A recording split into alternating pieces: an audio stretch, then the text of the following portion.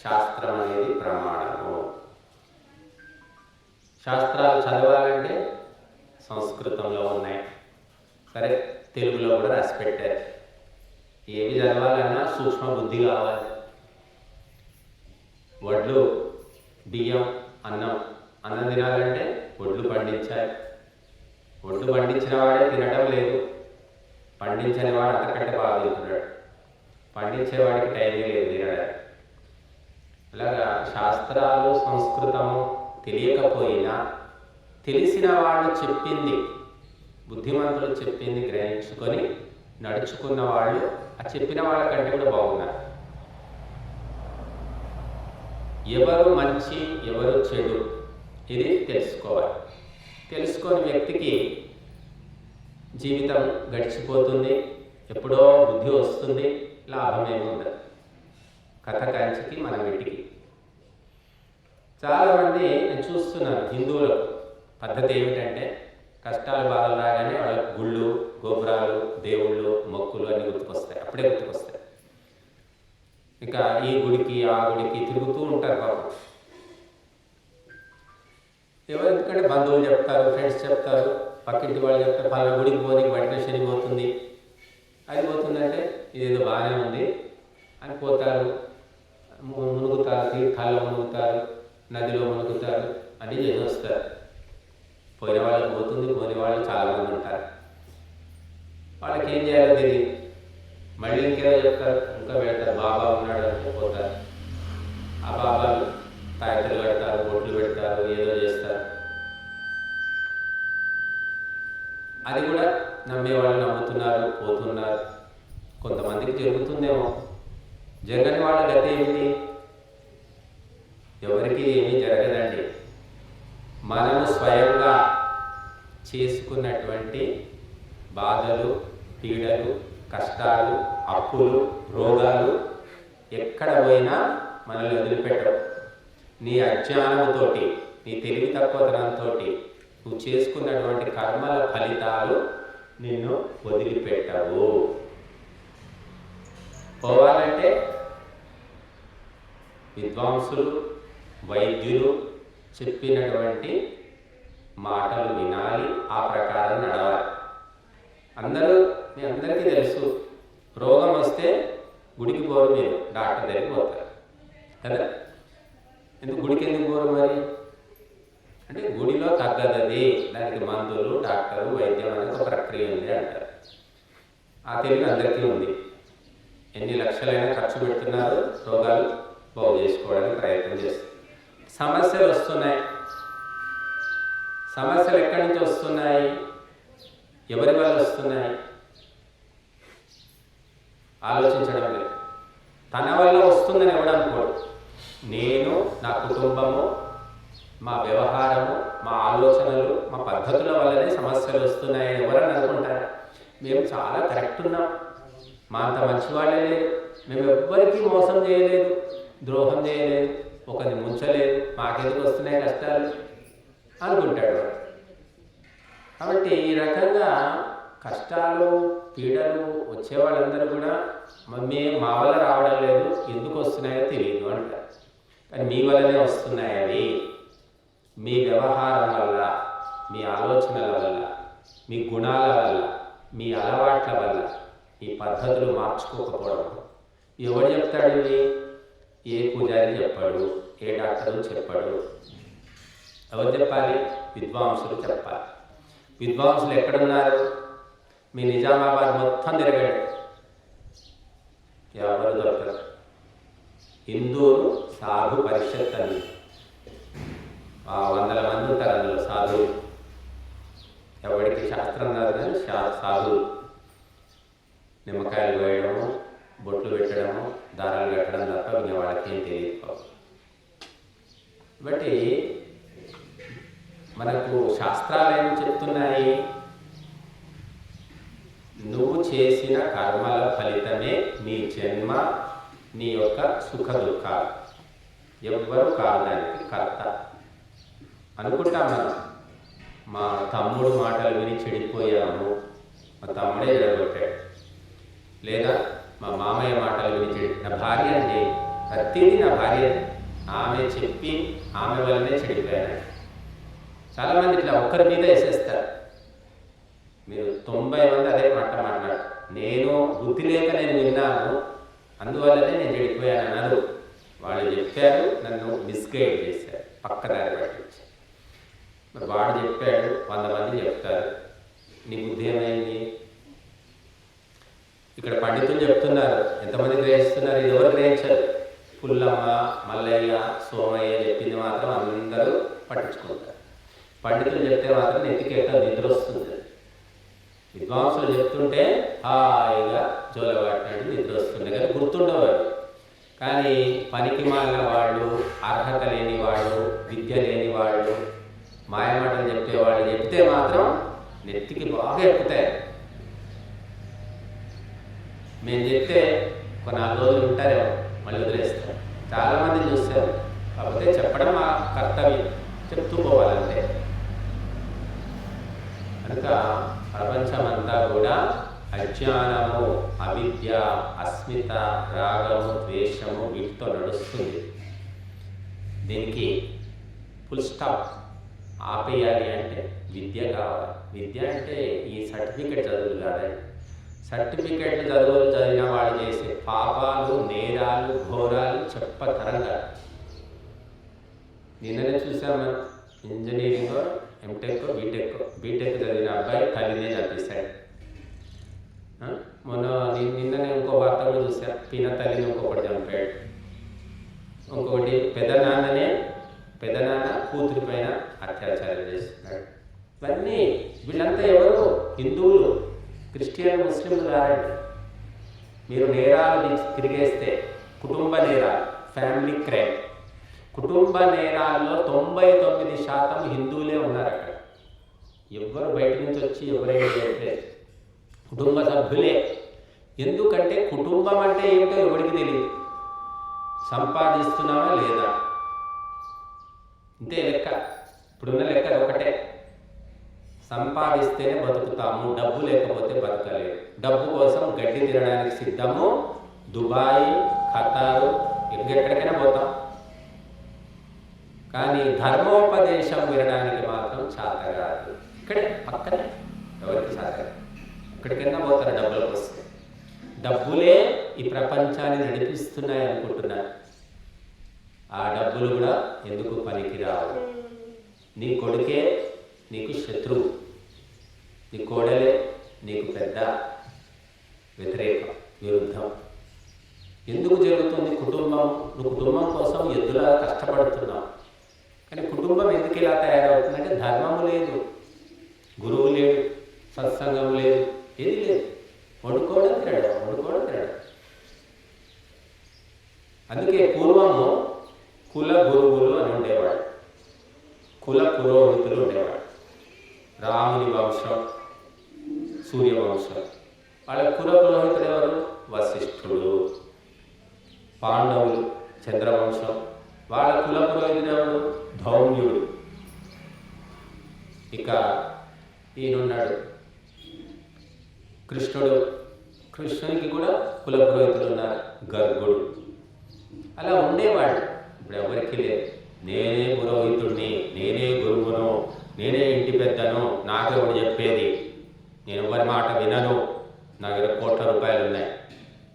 ఇది మనస్తత్వం. ఇప్పుడు ₹1,00,00,000 లేకపోయిన వాళ్ళకి ఇంకెక్కువ ఉంది అహంకారం. ఉన్నవాడని కొంచెం భయపడుతున్నాడు. ఏమీ లేని వాడి దగ్గర పొగరు ఎక్కువైపోయింది. గతి లేని వాళ్ళ దగ్గర మనం ఏం మాట్లాడలేదు. ఎందుకంటే వాడికి చాలా తల ఎక్కిపోయింది అన్నమాట. యజమానికి చెప్తే వింటారు, పనివాళ్ళు ఎవరు వింటున్నారు? ఏ ఊళ్ళో వింటున్నారు? నాయనా బాబు అంటే ఏదో కాసేపు వింటాడు. ఇలాంటి ఎందుకు ఇలా తయారైందంటే చట్టాలు, రాజ్యాంగం, ప్రభుత్వము, పరిపాలన అన్నీ అంతకే సరిపోయాయి. కనుక సమస్యలకు మూలము నువ్వే, నీ ఆలోచనలే అని తెలుసుకో. ఫస్ట్ నిన్ను నువ్వు చక్కదిద్దు. నేనేమో లేదండి, అందరిలాగానే నేను కూడా ఉన్నా. మా ఇంట్లో మా చుట్టుపక్కల మా బంధువులంతా మాలాగానే ఉంటారండి అంటే వాళ్ళకి సమస్యలు లేవు కదా, మరి నీకే వస్తున్నాయని చెప్తున్నావు కదా, వాళ్ళకి లేవు కదా. మరి వచ్చినప్పుడు వాళ్ళకి వస్తాయేమో మనకు తెలియదు. ఇప్పుడు నీకు వచ్చాయి కాబట్టి నువ్వు మార్చు. అందరు చెప్పేది ఏంటంటే, లేదండి మా బంధువులు అందరిలాగా మేము కూడా ఉన్నాం, పెద్ద ఏమీ లేదు, మా తమ్ముడు సేమ్ పక్క పక్కకే ఉంటామండి, వాడికి ఏ సమస్య లేదు, నాకే వస్తాయి అంటాడు. ఇంకా పక్క వాళ్ళతో పోల్చుకోకూడదు. ఎవరి జీవితం వాళ్ళదే. ఎవరి సందర్భం వచ్చినప్పుడు, సమయం వచ్చినప్పుడు వాళ్ళకే వస్తుంది. రాముడు అడవికి పొమ్మని చెప్పింది కైకేయి. లక్ష్మణుడి బొమ్మందా, భరతుడి బొమ్మందా, శత్రుఘ్నుడినా? తమ్ముడే కదా ముగ్గురు. రాముడు ఒక్కడు ఏ పాపం చేసినట్టయితే మనకైతే కనిపించట్లేదు. రాముడికి ఎందుకు పోయే కాలం వచ్చిందని? కర్మఫలం. ఈ జన్మదా, గత జన్మదా, ఏ జన్మదో మనకు తెలియదు. కనుక కుటుంబం అనేది ఏమిటి అనేది తెలియకుండా పోయింది హిందువులకు. క్రైస్తవుడు ఆదివారం చర్చికి పోతున్నాడు, ముస్లిం మసీదుకు పోతున్నాడు శుక్రవారం. హిందువులు ఎక్కడికి పోతున్నారు, ఏ రోజు పోతున్నారు, ఎంత సమయం ఇస్తున్నారు? ఎక్కడ ప్రసాదం పెడితే ఆ గుడికి పోతున్నారు. ప్రసాదం బాగా పెడతారండి, అక్కడ చాలా బాగా పెడతారండి ప్రసాదం, చేయండి పెడతారు, చాలా బాగుంటుంది ప్రసాదం, అది ఆ గుడికి పో.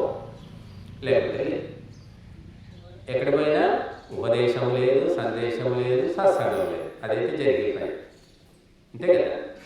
నీ పిచ్చికి నువ్వేమైనా తిరిగితే తిరుగు, నెత్తి కొట్టుకునేది కొట్టుకో రా. ఎవరు చెప్పేవాళ్ళు లేదు, మాట్లాడేవాళ్ళు. హిందువుల పరిస్థితి ఇప్పుడు విద్య, వినయము, వివేకము అన్నీ శూన్యమైపోయాయి. మమ్మల్ని కూడా చిన్నప్పుడు ఎత్తుకొని తీసుకెళ్ళేవాడు, గుడికి తీసుకెళ్ళేవాడు మా నాన్నగారు. కొంచెం పెరిగిన తర్వాత నడిపించుకొని తీసుకుపోయేవాడు. జేజ మొక్కు, జేజ మొక్కు, జేజ మొక్కు, అంతే. జేజ మొక్కు, ఒక గంట కొట్టు, చుట్టూ తిరుగు, జీవితం అలాగే గడిచిపోయింది. కానీ చదువుకున్న తర్వాత ఏదో పూర్వజన్మ పుణ్యం వల్ల, కొన్ని ఆలోచనల వల్ల మెల్లిమెల్లిగా ఇక్కడికి వచ్చాం, ఇక్కడి దాకా వచ్చి కూర్చున్నాం. మనిషికి ఆలోచన కావాలి. కొలంబస్, వాస్కోడి గామా, వీళ్ళంతా ఎవరు? విదేశీయులు, ఎక్కడో ఉండేవారు.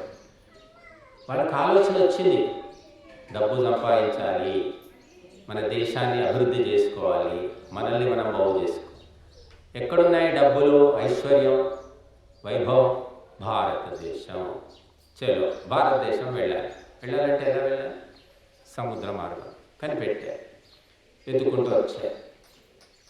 When there is a will there is a way. మనసుంటే మార్గం. మనిషికి ఆలోచన లేనప్పుడు నువ్వు ఎంత చెప్పినా కూడా వాడు గ్రహించడు. ఆకలి లేని వాడికి మీరు బిర్యానీ పెట్టండి, పరమాన్నం పెట్టండి, వాడు ఏం చేస్తాడు? తినలేడు. ఆకలైన వ్యక్తికి గంజి పోసినా కూడా అమృతంలాగా తాగుతాడు. మనిషికి ఆలోచన లేదు. ఆలోచన లేని వ్యక్తిని మనం ఎంత ప్రేరేపించినా, ప్రోత్సహించినా గ్రహించడు. దాన్నే సంకల్పం అంటారు. బట్టి నేను సరిగ్గా లేను, ఇది సరైన మార్గం కాదు అని అనుమానమే రావట్లేదు ఎవరు. ఇది బాగుంది, ఎంతో బాగుంది, ఇదే చాలా బాగుంది అనిపిస్తుంది. ఏది? ప్రసాదం తినడం, గంట కొట్టడం, అంతకు మించి ఇంకా పని చెప్తే నచ్చట్లేదు. ఆలోచించండి అయ్యా, సత్సంగానికి రండి అయ్యా, ధ్యానం చేయండి అయ్యా, యజ్ఞం చేసుకోండి అయ్యా అంటే నచ్చట్లేదు. ఎందుకు? గంట కొట్టి ప్రసాదం తింటే అయిపోతుంది కదా, గంటకు మించి వచ్చేదేముంది దాంతో అంటున్నారు. ఎందుకంటే వాళ్ళు ఆలోచన అనేది ఎదగడం లేదు. ఇక ఆలోచన లేని వ్యక్తికి మనం ఏమిస్తాం, ఏం చెప్తాం? కాబట్టి అంతకు మించింది ఎంతో ఉంది అని తెలుసుకోవడం లేదు. అందుకే హిందువులు ఎంత ఐశ్వర్యం ఉన్నా, ఏమున్నా కూడా సుఖశాంతులు లేవు. సుఖశాంతులు ఉన్నాయో లేవో కానీ ఆరోగ్యం అయితే అసలే లేదు. ఇక ఆరోగ్యాన్ని బట్టి సుఖశాంతులు అనుకోండి, ఆరోగ్యం అవుతుంది. ఎవరో విద్వాంసులు చెప్పింది విని కాస్తో కూస్తో చక్కదిద్దుకున్న వాళ్ళకు ఉంటుంది. ఆరోగ్యం అంటే ఒక్క పూటలో వచ్చేది కాదు, అది మొక్కితే వచ్చేది కాదు, దండలు పెడితే వచ్చేది కాదు, ఆశీర్వాదాలతో వచ్చేది కాదు. ఆరోగ్యము నీ జీవన విధానాన్ని బట్టి ఉంటుంది, నీ ఆలోచన ధోరణిని బట్టి ఉంటుంది. కాబట్టి కుటుంబ సమస్యలు, కుటుంబంలో హింసాకాండ, ఎంతవరకు వచ్చిందంటే పరిస్థితి ఫ్యామిలీ వైలెన్స్, గృహహింస, ఫ్యామిలీ వైలెన్స్, గృహహింస చట్టం చేయవలసి వచ్చింది. హింస పక్కింటి వాడు, ఎదురింటి వాడు, పక్క ఊరి వాడు చేయట్లేదండి. గృహహింస, ఇంట్లో వాళ్ళే ఇంట్లో సభ్యులను హింసిస్తున్నారు. భర్త ముసుగులో, భార్య ముసుగులో, కొడుకు ముసుగులో, అల్లుడి ముసుగులో, కూతురు ముసుగులో, మనవడి ముసుగులో, అంతా కుటుంబ సంబంధాలు ఇవన్నీ మింగలేవు, కక్కలేవు. భర్త పెళ్లి చేసుకొని 10 ఏళ్ళ తర్వాత బుద్ధి మారింది, భార్యను కాల్చుకు తింటున్నాడు. పిల్లలు కడుపున పుట్టిన పిల్లలే యమకింకరులు. ఎక్కడ పోయినా ఎవరో ఒకరు కుటుంబ సభ్యులతో ఇబ్బంది పడుతున్నారు. బయటి వాళ్ళతో ఇబ్బంది పడితేనేమో దూరం వెళ్ళిపోవచ్చు. మనం వీడు చెడ్డవాడు, వీడి వల్ల సమస్య వస్తుందంటే వాడి కనబడకుండా పోవచ్చు, తప్పించుకోవచ్చు. కుటుంబం ఎక్కడ వదిలి ఎక్కడ పోతావు? కనుక భారతదేశంలో గృహహింస చట్టం రావడము మన ఫ్యామిలీ సిస్టమ్ ఎంత భ్రష్టు పట్టిందో ఒక నిదర్శనం. ఈరోజు వచ్చింది కాదు, అది 15 ఏళ్ళైందో 20 ఏళ్ళైందో గృహహింస చట్టం వచ్చేసి పూర్తిగా భ్రష్టు పట్టిపోయిందన్నమాట. ఎందుకు బతుకుతున్నారు? ఏం బతుకులు? అసహ్యం వేస్తుంది నాకైతే. ఫ్యామిలీ అంటేనే అసహ్యం వేస్తుంది. కుటుంబం అంటే శాంతిని లేదు. ఒకప్పుడు శాంతిని లేదు, ఈనాడు హింసా నిలయమైపోయింది. ఎందుకు అంటున్నారు, ఎందుకు వేధిస్తున్నారు, ఎందుకు కొడుతున్నారు, ఎందుకు తిడుతున్నారు తెలియదు. ఎందుకు తెలియదు? ఎందుకంటే ఒకటే కారణం అండి, సత్సంగము లేదు, కుల గురువు లేడు.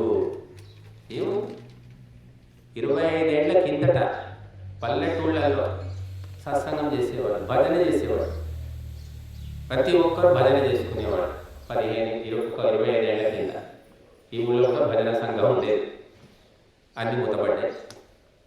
భజన లేదు, ఏమి లేదు. డ్యాన్సులు, డీజేలు ఇవి ఇప్పుడు నడుస్తున్నాయి. ఎవరు చేసేది? మన ఫ్యామిలీ మెంబర్సే. ఎవరు బయట నుంచి ఎవరు రావట్లేదు. ఎవరైతే ధర్మానికి వెంట్రుకంత విలువ కూడా ఇవ్వరో వాళ్లకు భయంకరమైన గతి ప్రత్యక్షంగా ఇప్పుడే ఈ జన్మలోనే పడుతుంది. చూడండి, అబ్జర్వ్ చేసుకోండి. మీ చుట్టూ ఉన్న ఫ్యామిలీ చూసుకోండి. ఎవరు ధర్మాన్ని ఎంతో కొంత అనుసరించిన వాళ్ళకే సుఖశాంతులు ఉన్నాయి. అడ్డగోలు వ్యవహారము, అడ్డగోలు మాటలు, తిరుగుళ్ళు, తిండ్లు ఉన్న వాళ్ళకు శాంతి, ఆరోగ్యము, సుఖం ఉన్నాయా? ఉన్నట్టు మీకు కనబడుతుందా? ఇప్పుడు కనిపిస్తుండొచ్చు, కొంతమంది కనిపించవచ్చు, కానీ వాళ్ళకి టైం వస్తుంది. పరీక్ష వచ్చినప్పుడు చదువుకున్న వాడేమో పాస్ అవుతాడు, చదవకుండా పిచ్చి తిరుగుళ్ళు తిరిగిన వాడేమో ఫెయిల్ అవుతాడు. పరీక్ష వచ్చినప్పుడు కదా తెలిసేది, లేకుంటే అందరూ బాగానే అనిపిస్తారు. బట్టి కుటుంబ వ్యవస్థ అమెరికాలో భ్రష్టు పట్టిందని అందరికీ తెలుసు, ఎప్పుడూ అయిపోయింది వాళ్ళ పని. కానీ మనది కూడా పైన పట్టారం లోన లొట్టారం లాగా ఉంది. తల్లిదండ్రుల ఆస్తులు కావాలి, వాళ్ళకు మాత్రం అన్నం పెట్టాం. ఇదైతే ఇక జగత్ ప్రసిద్ధం. ఇక ఈ ఊరు ఆ ఊరు అనేది అన్ని ఊళ్ళలో ఇదే కథ నడుస్తుంది. అత్త ఒంటి మీద బంగారం కావాలి, కానీ అత్త గాలి తగులుతూ, మామ దగ్గరున్న డబ్బులు కావాలి అని మామతో మాట్లాడదు. ఇది నడుస్తున్న వ్యవస్థ. కాబట్టి ఇది ఏంటంటే పాపము, నేరము, ఘోరము అని ఎవరు అనుకోవట్లేదు. వాళ్ళు కూడా అనుకోవట్లేదు, అత్త అనుకోవట్లేదు, మామ కూడా అనుకోవట్లేదు. మళ్ళీ దోచి పెట్టేది వాళ్ళకే. అంటే ఎంత మూర్ఖత్వం ఉంది మన హిందువుల్లో. ఇదే డబ్బులు పనివాడికి ఇస్తే నిన్ను మహారాణిలాగా చూసుకుంటాడమ్మా, నేను మహారాజులా అంటే వినరు వాళ్ళు, వాడికే ఇస్తాం.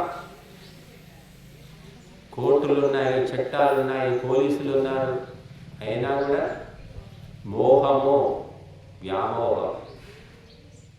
దానివల్ల ఇక వాడి బుద్ధి అటే పోతుందన్నమాట. పిచ్చుకుక్కలాగా వాళ్ళ చుట్టూ తిరుగుతుంటాడు. సత్సంగం నచ్చదు, ధ్యానం నచ్చదు, యజ్ఞం నచ్చదు, దానము నచ్చదు, సేవ నచ్చదు, ఏవి నచ్చవు వాళ్ళు.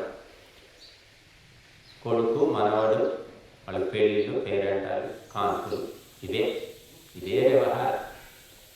కాబట్టి కుటుంబ సమస్యలన్నిటికీ మూలం ఏమిటంటే ధర్మాచరణ లేకపోవడము, గురువులను పరామర్శించకపోవడం అన్నమాట. దిలీపుడు సుదక్షిణ, రఘువంశంలో రాముని పూర్వీకుడు, మహారాజు వాడు. సంతానం లేదు పాపం. చూశారు సంతానం కాలేదు. వశిష్ఠుడు కులగురువును అడిగితే ఆయన చెప్పాడు, నందిని అనే గోవు, ఆ గోవు సేవ చేయండి, దాని వెంట ఉండండి, మీకు సంతానం అవుతుందని. ఆ గోవు వెంటనే ఉన్నారు తల్లి, భార్యాభర్త ఇద్దరు. దాని వెంట ఉండి అది ఎక్కడ పడుకుంటే అక్కడ పడుకోవడం, ఎక్కడుంటే అలా చేయగా అప్పుడు వాళ్ళ దోషాలన్నీ పోయి వాళ్ళకు సంతానం అయింది. అట్లా మీరు డాక్టర్ల దగ్గరికి పోయి లక్షలు ఖర్చు పెడితేనే వైద్యం అనుకుంటున్నారు. గురువులు ఫ్రీగా చెప్తాం, మేము ఎవరిని డబ్బులు అడగట్లేదు. ఫ్రీగా ఉపదేశాలు చెప్తే గాలిపోతాయి, ఎవరికి గుర్తుండో. చెంప మీద ఒకటి ఇచ్చి 4 మాటలు చెప్తే బాగా గుర్తుంటాయి. ఎందుకంటే దెబ్బకు తోడు మాటలు, చెడ్డ మాటలు, తిట్లు మాత్రం కొట్టకపోయినా కొట్టినా అవి బాగా గుర్తుంటాయి. మంచి మాటలు మాత్రం గాలిపోతూ ఉంటాయి. మాకు కూడా గుర్తుండవు, చెప్పి ఏం చెప్తున్నామో ఎన్నిసార్లు చెప్పామో గుర్తుండదు. కాబట్టి సారము గ్రహించుకోవాలి. మక్కి మాటలు అవసరం లేదు. ఆ సారాన్ని గ్రహించుకొని అంతరార్థాన్ని తెలుసుకొని అనుసరించుకోవాలి, జీవితాన్ని మార్చుకోవాలి. చాలామంది ఇంకా ఇది కూడా సరిపోదు మన వాళ్ళకు. గుళ్ళు గోపురాలు తిరిగేయడం ఒక పద్ధతి, ఇంకా అది కూడా దాటేసి బొందల గడ్డలు, పీనుగ దిబ్బలు, దర్గాలు, చర్చిలు కూడా తిరుగుతారు చాలామంది. ఇంక ఇవి పనికిరావు వాళ్ళకి. అయిపోయింది, అన్ని గుళ్ళు తిరిగినామమ్మా, అన్ని తీర్థాలు అయిపోయినాయి, ఏం లాభం లేదు, దర్గా పోతున్నాం. ఇది ఒక బ్యాచ్ వీళ్ళు అక్కడ. ఇక వాళ్ళు అక్కడ ఏం చేస్తారో ఏమో మనకు తెలియదు. బట్ హిందువులకు ఒక ధర్మ గ్రంథము లేదు, ధర్మగురువు లేడు, ఒక మార్గము లేక పిచ్చి వాళ్ళలాగా తిరుగుతున్నారు హిందువులే. మూల గ్రంథం ఏమిటి? నీది మూల గ్రంథాన్ని మూలకు పెట్టేశాం. చర్చికి పోతే మీకు వాళ్ళ మూల గ్రంథం బైబిల్ కనిపిస్తుందా లేదా? మసీదుకి పోతే ఖురాన్ మూల గ్రంథం నుండి వాడు దూరం కాలేదు.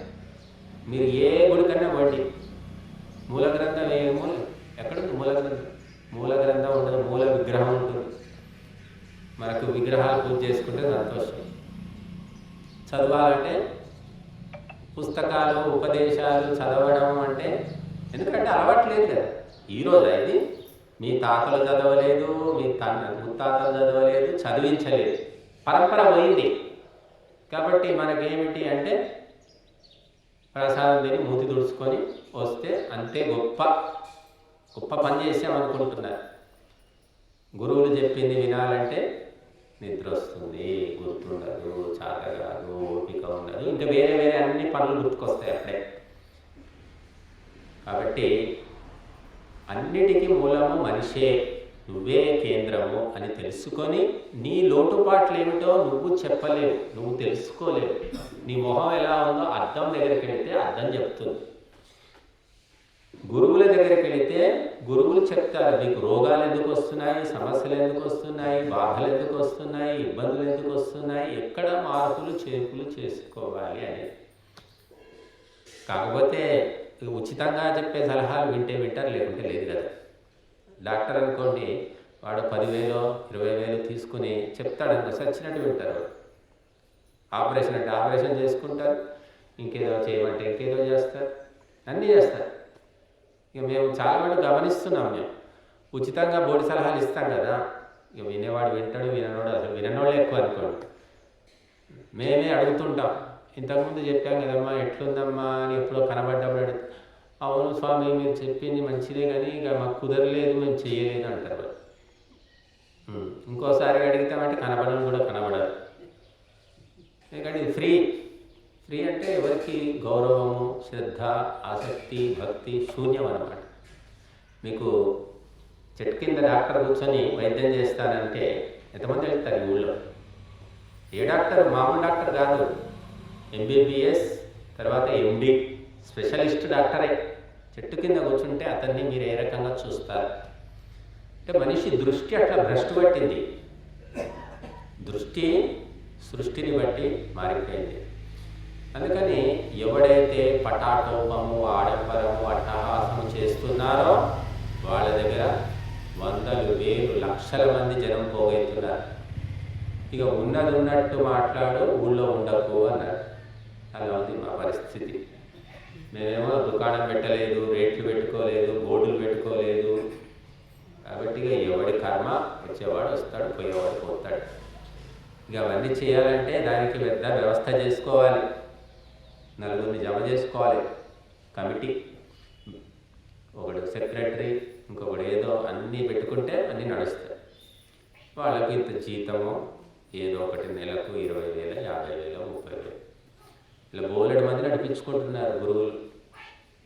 కోట్లు సంపాదిస్తున్నారు వాడి కాపల. కాబట్టి మన భారతీయ పరంపర ఏమిటి? నిష్కామకర్మ చెప్తుంది. నిష్కామకర్మ ఎవడు చేస్తున్నాడు?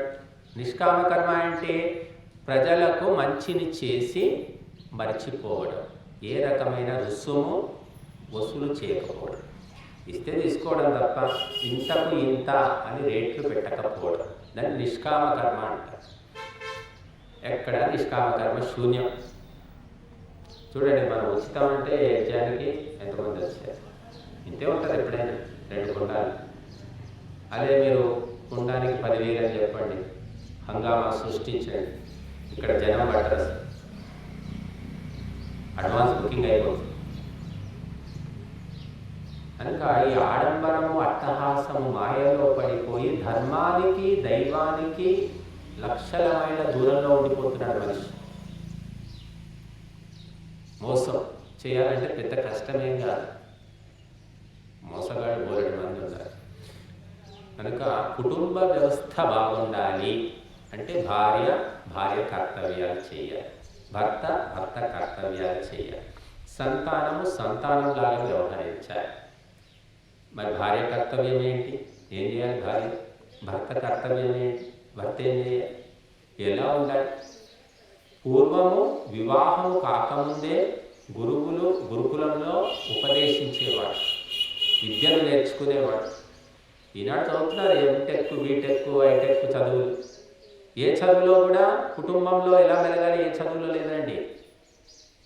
మనకు కనీసం జలుబు, దగ్గు వస్తే ఎలా తగ్గించుకోవాలో కూడా PhD చేసిన వాళ్ళు కూడా తెలియదు. ఆ చదువులు మనం చదివిస్తున్నాం. లక్షలు పోసి తల్లితో ఎలా మాట్లాడాలో ఏ పుస్తకంలో లేదండి. 1వ తరగతి నుంచి ఎంటెక్ దాకా తండ్రితో ఎలా వ్యవహరించాలి ఏది, గురువుతో ఎలా ఉండాలి ఎవరూ చెప్పలేదు. ఎక్కడ ఏ పుస్తకంలో కనీస వ్యవహార జ్ఞానం అంటారు. ఇది వ్యవహార జ్ఞానం శూన్యమైపోయింది. అందుకే మేము చూస్తుంటాం చాలామంది భక్తుల ఇంట్లోకి వెళ్తే వాళ్ళు భక్తులు ఏదో పలకరిస్తారు, ఏదో మర్యాద చేస్తారు. పిల్లలు ఉంటారు కదా, ఇంగ్లీష్ మీడియం చదివేవాడు, మా మందుడని లోపలికి వెళ్ళిపోతారు వాడు తలబెట్టుకుని. ఎందుకమ్మా మీ అబ్బాయిలు లేరా అంటే వాళ్ళు హోంవర్క్ చేసుకుంటున్నారు, లేకపోతే ఇంకేదో చేస్తున్నారు. వాళ్ళు చెప్తే వీళ్ళు మాకు చెప్తారనమాట. పిలవడ్డాయా మీ బాబుని పిలవండి, వాడికి ఏదో ఎగ్జామ్ ఉందంట, అర్జెంట్ చదువుకుంటున్నాడు. మా ముందే కళ్ళ తిరుగుతుంటారు, మేము రాగానే లోపలికి కూర్చుంటారు. ఎందుకంటే ఇంగ్లీష్ చదువులు చదివాక మనకి ధర్మము అనగానే మనకి వైముఖ్యం, వ్యతిరేకత వస్తుంది వాడికి. ఎందుకంటే అదే పెద్ద అధర్మమే. మన వాళ్ళకి ఆయుర్వేదం అంటే ఎప్పుడు గుర్తుకొస్తుంది? ఆయుర్వేదం ఇంగ్లీష్ డాక్టర్ దగ్గరికి పోయి లక్షలు గుమ్మరిచ్చి ఇక వాడు నాతోటి కాదయ్యా అని వాడి చేతులు ఎత్తేసా అప్పుడు ఆయుర్వేదం గుర్తుకొస్తుంది. 3 వంతులు చెడిపోయాక అప్పుడు వస్తారు, మమ్మల్ని బాగు చేయండి, మందులు ఏమనివ్వండి. సమస్యలు కూడా అంతే. సమస్యలు రాగానే పరిష్కరించుకుంటేనేమో తొందరగా పోతాయి. ఆ సమస్యలు నానబెట్టి గుడికని, గోపురమని, అక్కడని ఇక్కడని తిరుగుతారు. ఇక తిరిగి ఉన్న డబ్బులన్నీ అయిపోతాయి, అప్పులు కూడా చేసుకుంటారు. అప్పుడు గురువు గారు గుర్తుకొస్తారు. గురువుకి ఇవ్వడానికి ఏం లేవు, మా దగ్గర ఏం లేవు, అన్నీ అయిపోయినాయి, మేము తిరిగాము, చేసాము, ఖర్చులు పెట్టుకున్నాం, మీకు ఇవ్వడానికి మాకేం లేవంటారు చాలామంది. ఉంటే వచ్చినాం మంచిగా తీస్తాం స్వామి అంటారు. నీకు ఆశ పెట్టుకుని ఎవడు కూర్చోవాలి. కాబట్టి బాగున్నప్పుడేమో కాస్త కూస్తో డబ్బులు ఉన్నప్పుడేమో పుల్లయ్య, మల్లయ్య, రామయ్య చెప్పిన మాటలు వింటారు. అన్నీ అయిపోయి పూర్తిగా గుడుస్తున్న అయిపోయిన తర్వాత అప్పుడు మేము ముందుకు వస్తాం. అది మా కర్మేమో మరి. ఇక్కడ మాకు ఎన్నో అవసరాలు ఉన్నాయి. ఇక్కడ ఎంతో డబ్బు అవసరం ఉంది. ఇక్కడ అనేక పనులు ఉన్నాయి. కొన్ని అవకతవకలు లోటుపాట్లు ఉన్నాయి. ఇక్కడ అవి సరిదిద్దుకోవాలి. ఇక్కడ ఫండ్ ఏమి లేదు. కార్యక్రమాలు చేయాలంటే డబ్బులు కావాలి. ఎవరు ఇస్తేనే కదా వచ్చేది మాకు. ఆ రకంగా జరుగుతున్నది ఇప్పుడు. కాబట్టి ఇక మనము ఏది ఎక్కడ అని ఏమి చెప్పలేము. ఎక్కడ ఎందుకు ఇలా జరుగుతుంది అంటే ఈ ఇంగ్లీష్ చదువులు వచ్చిన తర్వాత పూర్తిగా భ్రష్టు పట్టిపోయారు. ఒకప్పుడేమో మేము చదువుకున్నప్పుడు 10వ తరగతి వరకు తెలుగు మీడియం చదివేవాడు. తర్వాత ఇంటర్మీడియట్, డిగ్రీ ఇంగ్లీష్ మీడియం చదివేవాడు, చదువుకునేవాడు. అందరూ ఇంచుమించు తెలుగు మీడియం చదివేవాడు. ఇప్పుడు అలా కాదు. వాడు పుట్టక ముందే అక్కడ కాన్వెంట్లో రిజర్వేషన్. వాడు కడుపులో ఉండగానే నేర్పిస్తున్నారు ఇంగ్లీష్. ఇక వాడికి నచ్చదు. ఎక్కడ పోవాలంటే వాడికి పోతే బ్రిటనో, అమెరికానో, ఆస్ట్రేలియాలో వెళ్ళిపోవాల్సిందే. ఇక్కడ పనికిరాడు వాడు. వాడి ఆలోచన కూడా అలాగే ఉంటుంది. కాబట్టి మన మహర్షులు చెప్పిన మందులు, ఔషధాలు చాలా తక్కువలో మన రోగాలు తగ్గిపోతాయి. తక్కువ ఖర్చులు. అదే రోగాలకు ఇంగ్లీషు వైద్యంలో లక్షలు గుమ్మరించాలి. లక్షలు అయినా కూడా సరిపోవు. చాలామంది చెప్తున్నారు ఈ మోకాళ్ళ నొప్పులు, మోకాళ్ళ ఆపరేషన్ చేయించుకుంటున్నారు. చిప్ప ఆపరేషన్ 3 లక్షలు. 3 లక్షలు అవసరం లేదమ్మా. ఒక్క 6 నెలలు, సంవత్సరం పాటు పథ్యం చేసి మందులు వాడుకుంటే తగ్గిపోతుందంటే అంత ఓపిక ఎక్కడ? తగ్గుతుందో లేదో ఏమో స్వామీజీలు చెప్తున్నారు. కొడుకు డబ్బు పెట్టడానికి సిద్ధంగా ఉన్నాడు. ఎందుకు ఈ అవకాశం వదులుకోవాలి? వాడికి బుద్ధి పుట్టేదే తక్కువ. ఏదో బుద్ధి పుట్టి వాడికి 3 లక్షలు పెట్టి ఆపరేషన్ చేస్తా అన్నప్పుడే చేయించుకుందాం అన్నట్టు ఉంది. మళ్ళీ కోడలు బుద్ధి మారిస్తే ఈ రకంగా ఆపరేషన్. అందుకే ఆపరేషన్లు అవసరమైనప్పుడు అవసరమే. మేము కూడా చెప్తాము. మా దగ్గరికి చాలామంది సలహాలు అడిగితే ఇది తగ్గదమ్మా ఆపరేషన్ అని మేము కూడా చెప్తాం. కానీ ప్రతిదానికి ఆపరేషన్కు లక్షలు కావాలి. మరి లక్షలు ఎక్కడి నుంచి? ఒక సామాన్యుడు ఎక్కడి నుంచి చేస్తాడు? కాబట్టి హిందువుల కుటుంబాలే భ్రష్టుపడుతున్నాయండి. పని దొంగలు, సోమరిపోతులు, తిండిపోతులు, తిరుగుబోతులు, తాగుబోతులు, అప్పుల అప్పారావు వీళ్ళే హిందూ కుటుంబంలో ఉన్నది. ధార్మికులు ఒక్కరున్న కుటుంబం బాగుపడదు. తల్లి ఉండేది ఒకప్పుడు. తండ్రి ఊరి మీద పడి తిరిగి ఏమైనా ఎట్లా ఉన్నా కూడా తల్లి ఇంట్లో ఉండి ధార్మికంగా పద్ధతిగా ఉండేది. ఇప్పుడు తల్లి కూడా ఇంట్లో ఉంటుంది, చేస్తే జాబ్ చేస్తుంది, లేదా ఇంట్లో ఉంటుంది. కానీ సీరియళ్ళు, చెత్త సీరియళ్ళు చూసి బుర్రపడే ఆ సీరియల్ ఎంత గుర్తుపెట్టుకుంటున్నారంటే అది గుర్తుపెట్టుకోవాల్సిన అవసరం అది. ఆ సీరియల్ పాత్రలు, పాత్రధారులు, సన్నివేశాలు, సంఘటనలు, డైలాగులు ఇప్పుడు గుర్తుపెట్టుకుంటున్నారు. రేపు ఏం జరుగుతుంది? నీ కుటుంబం చూసుకోమ్మా. నీ కుటుంబంలో ఏం జరుగుతుంది అది చూసుకో. నీ కుటుంబాన్ని ఎట్లా బాగు చేసుకోవాలి, భగవంతుని ప్రార్థించుకో. అది లేదు. సినిమా, ఆ సీరియల్ 3 గంటల సినిమాతోటి ముగిసిపోయే కథను 3000 ఎపిసోడ్లు సాగదీస్తాడు. 3 ఏళ్ళు 30 ఏళ్ళు సీరియల్ కూడా ఉంటాయి. వాళ్ళకు విసుగు రావట్లేదు, వీళ్ళకు విసుగు రావట్లేదు. కాబట్టి గురువులు ఉన్నంత వరకు కుటుంబ వ్యవస్థ సక్రమంగా ఉండింది. భారతదేశం ప్రపంచానికి ఆదర్శంగా ఉండింది. ఇప్పుడు గురువులు అంటే డబ్బు గురువులు వచ్చారు కదా, వాళ్ళకు తీరికుండదు. లక్షలు కోట్లు వస్తుంటాయి వాళ్ళకు. ఇక వాళ్ళని పోషించే వాళ్ళు చాలామంది ఉన్నారు. కనుక ఒకప్పుడు ప్రతి గ్రామానికి కూడా ఉండేవాడు. గ్రామం యొక్క మేలు కోరేవాడు, కుటుంబాలకు ఉండేవాడు. మాకు కొంతమంది ఉన్నారు, ఒక 5-6 కుటుంబాలు ఉన్నాయి. వాళ్ళు ఎప్పుడైనా మమ్మల్ని అడుగుతూ ఉంటారు. ఏదొచ్చినా మాకే ఫోన్ చేస్తారు, మా సలహాలు తీసుకుంటూ ఉంటారు. ఒక 5-6 కుటుంబాలే. కొంతమంది ఎప్పుడో ఒకసారి అంటే కనెక్షన్లో ఉంటారు. చాలామంది ఇంకా ఆ పూట అయిపోయిందంటే ఇంకా అంతే మొహం చాటేస్తారు. ఇక్కడే చూస్తున్నాం మేము, 5 ఏళ్ళ నుంచి చూస్తున్నాం. కనబడ్డ మొహాలే కనబడుతున్నారు. వాళ్ళే వస్తున్నారు, వాళ్ళే పోతున్నారు. మరి వీళ్ళకి ఏమైనా మూటలు ఇచ్చామా మేము? ఊరికే వచ్చేవాళ్ళు, రాని వాళ్ళని ఏమైనా తిట్టామా? వాళ్ళకి ఏమైనా అప్పులు చేసామా వాళ్ళ దగ్గర? కాబట్టి అది సంస్కారము అనేది ఉంటుంది, వాసన అనేది ఉంటుంది, దాన్ని బట్టే సంబంధము, రుణానుబంధం అని కూడా చెప్పారు. ప్రాప్తం అని చెప్పారు. అంటే ప్రాప్తం ఉన్నవాళ్ళు ఎక్కడ ప్రాప్తం ఎవరికి ఉందో వాడు అక్కడికే పోతాడట. ఎంత చీదరించినా, ఎంత వ్యతిరేకించినా కూడా వాడు పట్టుకొని ఉంటాడు. ఇక ప్రాప్తం లేని వాడిని నువ్వు బతిమిలాడుకో, వాడికి పంచభక్ష పరమాన్నాలు చేసి పెట్టు, నువ్వు ఎన్నో రకాల ఉపకారాలు చేయి, సేవలు చేయి, వాడు మాత్రం దులుపుకొని పోతాడు. ఈ ప్రాప్తం అని చెప్పారు. అడిగా మా ప్రాప్తం అంతే ఉంది అనుకోవచ్చు. సరే, ఎవరు ఏమున్నా ప్రతి వ్యక్తి కూడా తన కర్తవ్యాన్ని నెరవేర్చుకోవాలి.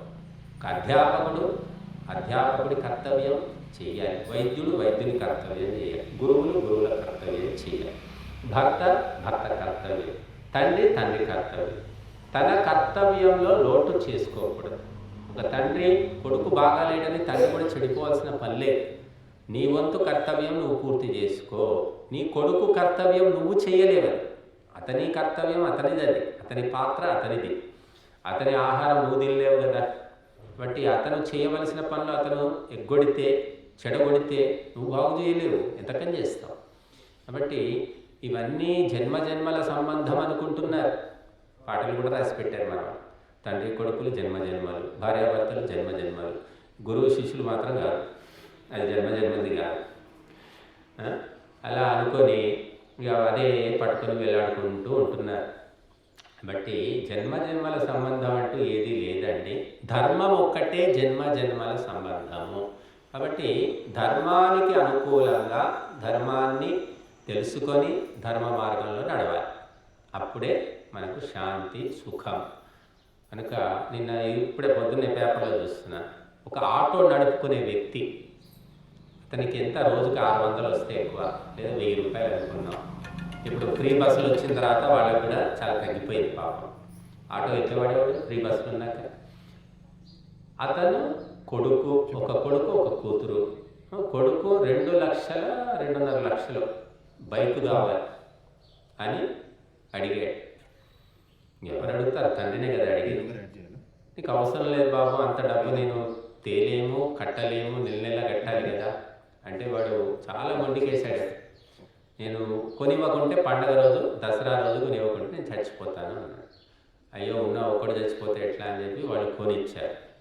వాడు చచ్చిపోతాను అన్నందుకు ఆ బండి తీసుకొని పోయి దాని మీద చచ్చిపోయాడు. యాక్సిడెంట్ ఎవరో వచ్చి గుద్దలేదు, వాడే డివైడర్కు దిక్కొని వాడే చచ్చిపోయాడు. పేపర్లో ఇచ్చారు. అంటే మనుషుల ఆలోచనలు ఎలా ఉన్నాయి, ఆ పరిస్థితి ఎందుకు వస్తుంది? ఆటో నడుపుకునే వ్యక్తి 2.5 లక్షలు చేసి మరి అంటే నెలలా కట్టుకోవాలి, ఏదో లెక్క. అబ్బాయి కొనిచ్చాడు. వాడు ఏంటి, ఇంటరో ఏదో చదువుతున్నాడు, 10th ఇంటరో. అవసరమా అంటే బ్లాక్మెయిల్, భయపెట్టడం. నేను చచ్చిపోతాను, ఒకడే కొడుకు కదా, నలుగురు ఉన్నప్పుడా శాస్త్రం చేసినప్పుడు పోతే పోరానే వాళ్ళు. ఇప్పుడు ఒక్కడే కాబట్టి వాడు చెప్పినట్టు వీళ్ళు ఆడుతున్నారు. చూడండి కాలం ఎలా ఉందో. నువ్వు చేసుకున్న పాపమే ఈ రకంగా నీకు తగులుతుంది. డబ్బు పోయింది, వాడు పోయాడు. యూట్యూబ్ పేపర్లో ఇచ్చారు, వాళ్ళ ఇంటర్వ్యూలు కూడా ఇచ్చారు తల్లిదండ్రులు. కాబట్టి దేని లెక్క దానికి ఉంటుంది. ఎక్కడి లెక్క అక్కడ భగవంతుడు అప్పచెప్పుతాడు. మనం అనుకుంటున్నాం తల్లిదండ్రుల యొక్క మైండ్ సెట్టింగ్ ఎందుకు మారిపోయింది. 10 మందిని 6 మందిని 5గురిని కన్నప్పుడు ఎలా ఉన్నారు వాళ్ళు, ఒక్కరిని కన్నా తల్లిదండ్రుల యొక్క మనస్తత్వం ఎలా ఉంది. నిన్న మా దగ్గరికి వచ్చారు, మొన్న ఆత్రేయ అకాడమీ అని ఉంది ఆర్మూర్లో, పెద్ద ఇన్స్టిట్యూషన్. వాళ్ళు ట్యూషన్లు చెప్తారు, స్కూల్ ఉంది. భార్య భర్త ప్రిన్సిపాల్ ఇద్దరు వచ్చారు మా దగ్గరే, గంట సేపు ఉన్నారు. వాళ్ళు మొత్తుకుంటున్నారు, తల్లిదండ్రులే విలన్లు. ఇప్పుడు పిల్లలు కాదు, తల్లిదండ్రులే చెడగొడుతున్నారు. పిల్లలకి ఒక మాట చెప్పినా కూడా, భయపెట్టినా కూడా మళ్ళీ వాళ్ళు వచ్చి గొడవ పెట్టుకుంటారు. తల్లిదండ్రులు ఒక మాట కూడా అనడానికి వీళ్ళే. వాళ్ళకి వీళ్ళు ఏం చెప్తారు, ఎలా చెప్తారు పాఠం అంటే? ఇప్పుడు మీరు అల్లరి చేస్తూ మీ అంతకు మీరు ఉంటే మేమేం ఉపన్యాసాలు చెప్తాం. కాబట్టి తల్లిదండ్రులే ఒకప్పుడు దేవతలు, కానీ వాళ్ళే దయ్యాలే కూర్చున్నారు. ఎందుకంటే వాళ్ళ ఆలోచన విధానం అలా తయారయ్యాయి. సుఖాలు, భోగాలు, అనుభవించాలి. నా కొడుకు మహారాజు, ఎందుకంటే వాడు ఒక్కడు పోతే మళ్ళీ బతకలేదు. కాబట్టి ఇవన్నీ కూడా లెక్క ప్రకారము మన కర్మ ఫలాలు, భగవంతుని యొక్క శాసనము, దాన్ని బట్టి ఈ ప్రపంచం నడుస్తూ ఉంది. మన బోడి తెలివితేటలతో నడవట్లేదు. మన తెలివితేటలు చెప్పుకోవడానికి మనకు వస్తాయి, చేసే దగ్గర ఏం పని చేయి. కనుక కుటుంబ వ్యవస్థను కాపాడుకోవాలంటే కుటుంబం అంతా కూడా ఒక పద్ధతిగా, ఒక ఆచారంగా ఉండాలి, ధర్మానుకూలంగా ఉండే ప్రయత్నం చేయాలి. అప్పుడే ఆరోగ్యాలు ఉంటాయి, సుఖశాంతులు కూడా ఉంటాయి. తాత్కాలికంగా సుఖం ఉండొచ్చు, మాకేమండి మేము బాగున్నాము అంటున్నారు, కానీ అది ఎప్పుడు కుప్పకూలిపోతుంది వ్యవస్థ అనేది తెలియదు. కాలగర్భంలో సూర్యవంశం ఉందా? ఇప్పుడుందా? ఎక్కడ సూర్యవంశీకులు కనబడుతున్నారు? ఎక్కడ పోయింది సూర్యవంశం? రాముడు, భగీరథుడు, దిలీపుడు, అజమహారాజు, ఎంతమంది మహాపురుషులు పుట్టిన సూర్యవంశం ఎక్కడ? చంద్రవంశం ఎక్కడ? సోమవంశం అని మధ్య కొంతమంది చెబుతున్నారు. కొంతమంది మిగిలి ఉండొచ్చు, కానీ వాళ్ళ దగ్గర లక్షణాలు ఏం లేదు, మామూలు మనుషులే. కాబట్టి ఇవన్నీ కాలగర్భంలో కలిసిపోయాయి. ఎందుకంటే ధర్మాచరణ లేకపోవడము, తాత్కాలిక సుఖాలు, కానీ వంశం నిలబడదు, నడవదనమాట. దేవుడు పులుస్తా పెడతారు, పో అయిపోయింది రండి పని. ఇప్పుడు మనం ఎట్లాగైతే టైం అయిపోయాక ఇల్లు కూలగొట్టాల్సిన పని ఉండదండి. ఇంటికి ఒక టైం ఉంటుంది, 70 ఏళ్ళలో 80 ఏళ్ళలో. ఆ టైం అయిపోయిన తర్వాత మనం ఖాళీ చేయకపోతే ఇల్లు కూలి, ఆ కూలిన ఇంట్లో మనమే చేస్తాం. వంశం కూడా అంతే. ఏ వంశంలో ధర్మ కార్యాలు జరగవో ఆ వంశము క్రమక్రమంగా క్షీణించి సున్నా అయిపోతుంది. శివాజీ వంశం ఏది, రణప్రతాప్ వంశం ఏది, ఉన్నా ఎక్కడో అనామకులుగా ఉన్నారు, వాళ్ళకి పేరు లేదు, ప్రతిష్ట లేదు. కాబట్టి ఎప్పుడు ధర్మకార్యాలు, అప్పుడు దానం చేశాను, అప్పుడు అన్నం పెట్టాను, అప్పుడు సేవ చేశాను, ఇప్పుడు ఏం చేస్తాను, ఎప్పటికప్పుడే ఉంటుంది లెక్క. నేను అప్పుడు ఉపదేశం చెప్పాను కదా, మొన్న 10 రోజులు చెప్పలేదు మీకు, దసరాకు 10 రోజులు చెప్పాను కదా, పొద్దున సాయంత్రం. ఇప్పుడు అవసరమా? అంటే ఎప్పటికప్పుడే లెక్క. ఆ రోజు తిన్నాం అంటే ఈరోజు కడుపు నిండదు కదా, ఎప్పటికప్పుడే. కుర్వన్నేవేహ కర్మాణి జిజీవిషే శతం సమాహ, బతికినన్ని రోజులు ధర్మకార్యాలు చేస్తూనే పో అన్నారు. దాంట్లో విసుగు చెందకూడదు. ధర్మకార్యాలు చేశాము అని విసుగు వచ్చింది అంటే గంతే. కాబట్టి లౌకిక కర్మలు, భౌతిక కర్మలు చేసే వాళ్ళకు విసుగు రావట్లేదండి. తాగి ఎవరికైనా విసుగు వస్తుందా? ఎవరికి రావట్లేదు. వాడతారు పేకాట ఆడి విసుగు వస్తుంది ఎవరికైనా? ఎవరికి రావడం. ఏమో వచ్చినట్టు ఎక్కడైనా మాకైతే కనబడలేదు. అలాగా ధర్మ కార్యాలు చేస్తూ మనకి ఇంకా ఆసక్తి పెరగాలి, శ్రద్ధ పెరగాలి, కానీ విసుగు రాకూడదు. విసుగు వచ్చామంటే మనం చేయలేము.